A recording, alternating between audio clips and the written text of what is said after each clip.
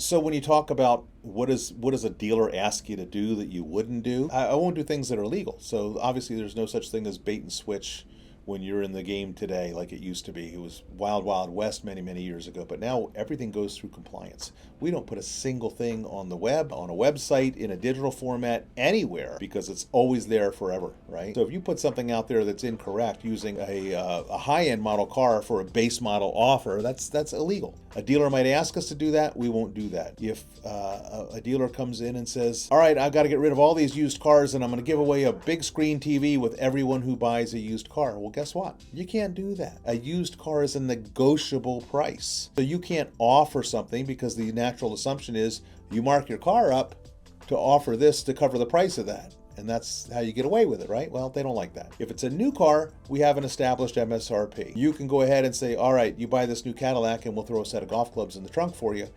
That is legal. When you get asked questions from dealers to do things that aren't legal, you walk away.